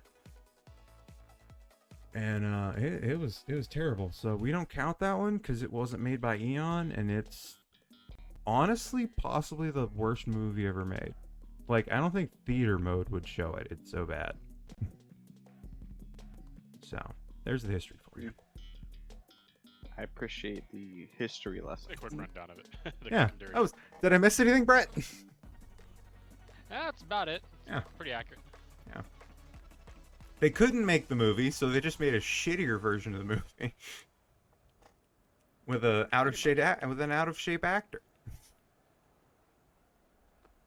and tried to have him bang a early 20-year-old blonde chick, and it's like, no, I don't want to watch that. Nope. Rip my ass out, please. It's like trying to watch your dad with his 19-year-old. With your 19-year-old stepmom. Just doesn't work. Yeah, not the most comfortable of situations. Like Roger Moore with an 18-year-old gymnast. Ugh, I hate that scene. We didn't even talk about that, right? Yeah. For Your Eyes Only was... For Your Eyes Only is fine up until that. And then... I don't want that for my eyes. Oh, I don't want that for my it's eyes. so bad. Roger Moore was like 58, I think, or something like that when he made that movie. And he has to make out with Ed, like, I think she was 22, but like in the story, she's an 18-year-old American gymnast. And it's like, no. And she is throwing herself at him like he's David Beckham. It's like, it's awful. It's awful writing. The worst porno you've ever even conceived. No, pornos have better writing. Yeah, pornos have better writing than that. Oh god. That's That's the like grandpa porn. Okay, let's see. By the way, I got signed into Fall Guys on my Xbox, so I got my stuff connected now. Okay, cool. So we can all play Fall Guys. Awesome. I have never once in my I'm at a life basic played level. Fall Guys before. Alright, well. We can start him off with easy. I'm just running through a special game mode they have. And it's basically one map, and you just jump through rings to score points. Yeah, I've seen videos of it. Yeah, so this one is literally, you just score 50 points by jumping through the rings, and if you get 50 points, in the time allowed, you win. So, I'm just doing this one. They have some fast ones for tonight. We could maybe play a squad or two, and then you'll at least have something to watch. Shit, what time is it? What's my watch over there? Let's see, for you, it's I've got what, a meeting 4 in o'clock? about- in, 4:55 almost. Okay. I've got a meeting at 6 o'clock. I gotta hop on for. Okay. Yeah, that'll be, ooh god, that'll be 11 for me, so that's fine. That's when I'm getting off anyway. So, got about an hour. Chill. Let me, if you guys want to pop in your... What the hell is my thinking here now? Because it's actually wide enough you can run it like a proper racetrack. You can get the cart unsettled, go wide, go across the curbs that they have. Can you make sure that you are appearing online on your Xbox and everything? That's another issue that they have with Epic Games, is that you have to be able to show that you're online. It's annoying. Oh no, Epic Games having issues? You don't say. I know, right? And they're doing Hogwarts Legacy. I just saw. Fun. Oh boy. Oh God. I did not need to know that.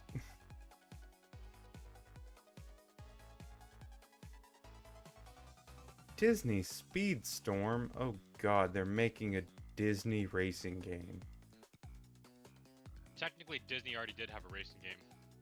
Yeah, it was but Split they didn't Second. release it. Yeah, actually, I fucking love that game. I love Split Second was so good. It's such a smart It was such idea. a fun game. Yeah, we're gonna have MotorStorm, but it's a reality show. It's like, dude, hell yeah. It's great. And, like just like the destruction and all the crazy shit that happened, it was fun. What I basically meant, so it's Disney Speedstorm coming soon. Drift into the ultimate hero-based combat racing game set on high-speed circuits inspired by Disney and Pixar worlds. Great. They're gonna make Mario Kart out of Disney. Because that worked for Sega. Okay, I see you online. I don't. You wanna shoot me an invite? I just show you as offline. That So way. shoot me the invite. Alright. Might also be because I'm only set to the central. I need you to go back close. There it is. Okay. My game is crashing. Join. Nope, that was the wrong button. Join. I hate that I have so many different methods of contact people now because I have a lot of. I already have. Yeah, we're already voice chatting, so that's fine. Like I have Slack for my school. I have Microsoft Teams for the emergency services that I'm with, and Yeah. then I have like a shit ton of Discord channels and fucking Messenger and Snapchat and Insta. It's like everything is just away from my phone, and just constantly going like ding ding ding. I'm like fuck. Yeah, I hate it. that's been the thing with chatting with like Maggie and Megan and some of them is like we keep adding each other and it's like, all right, so here's my Switch code, here's my Pokemon Go code, here's my Messenger, here's Twitter, here's Discord, here's a second Discord, here's Twitch, here's YouTube, here's it's like god damn so much shit. Fucking it's one of those like you're trying to Flint, play. what's your Oh, Flint's not here. Yeah, no, you left, and then Flint's like, "Oh, somebody walked in. I gotta go. Bye. Have a good night." I'm like, "Okay, all right, bye." It's so weird. Wild. Yeah, I'm like, "We're not playing," and he's gone. I'm like, bye, Flint. Okay. Yeah, All it right. So go to the shows. I don't really want to play solo, so we can do a duo. Squads or duos?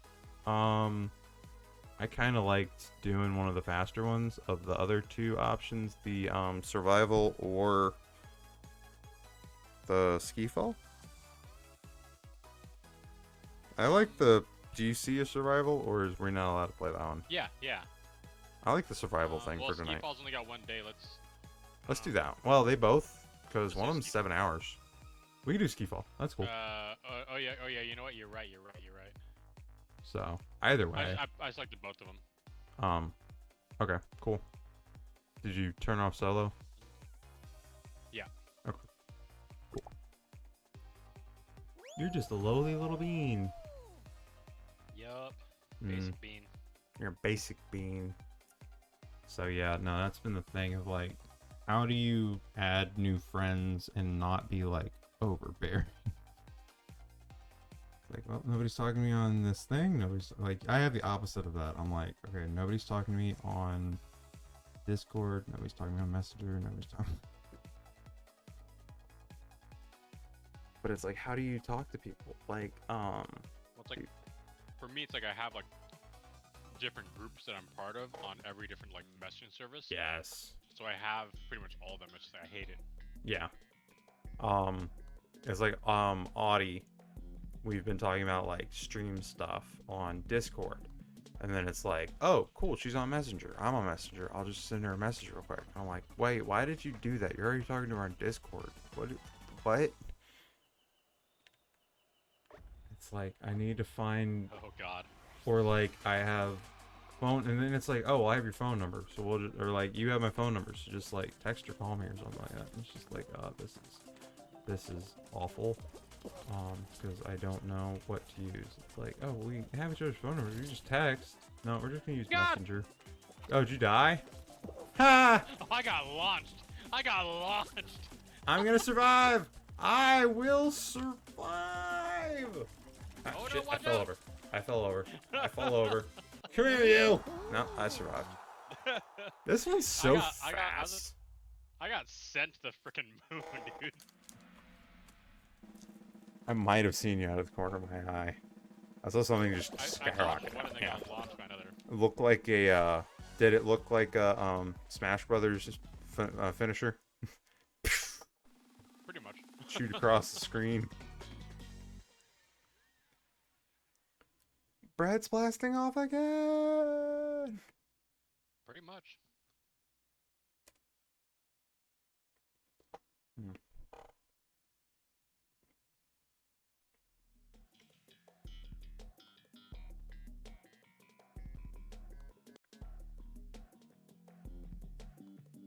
Yeah, I have to send you some videos from Coda though. I got some good video from 2019 that I have on my YouTube. Cool.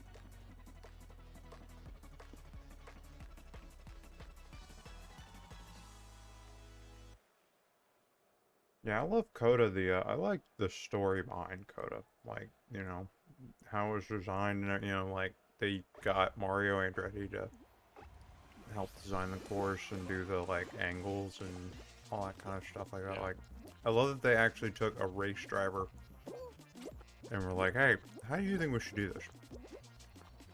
Yeah, it wasn't like every other frickin' Tilkadrome. Yeah.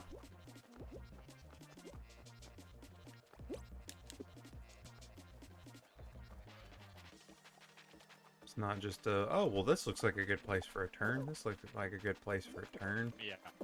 Let's put a 90-degree here. Let's put this over here. It's like, no, it's... AKA most of every Herman Tilke design. Yeah. Which I only just recently discovered. Like, Singapore. I hate Singapore. I think everyone does.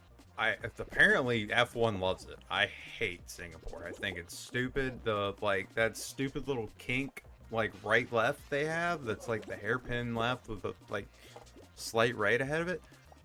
Before bridge. I hate that turn. I don't understand how you make that turn. That turn sucks. Yeah, I wish the Formula 1 cars would go back to Zandvoort. I thought they did. Not recently. Isn't Zandvoort, the one in the Netherlands? Yeah, but hang on, let me see. Yeah. Yeah, they went back to Zandvoort. It's got the, it's got the 2 bank curves on it, right?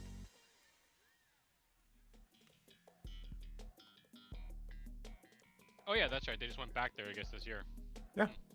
Last year. They went back last year. Yeah. Oh yeah, 2021. Yeah. Yeah, because it's got the NASCAR banking. Yeah. That's the freaking one in the banking video track, games. I I used set up my setup is literally titled NASCAR. I used to love racing there, like in a lot of like older games that had it, like in the older touring cars, because that track just gets nutty after a while. Yep. Like when you start racing a bigger track. Ooh. Oh. Yeah, that was almost bad. Damn fruit. Come here, queen. I gotcha. Come here. Oh god, he's getting carried away. You saw that, right? Oh my god, he's still attached to it. He's holding on.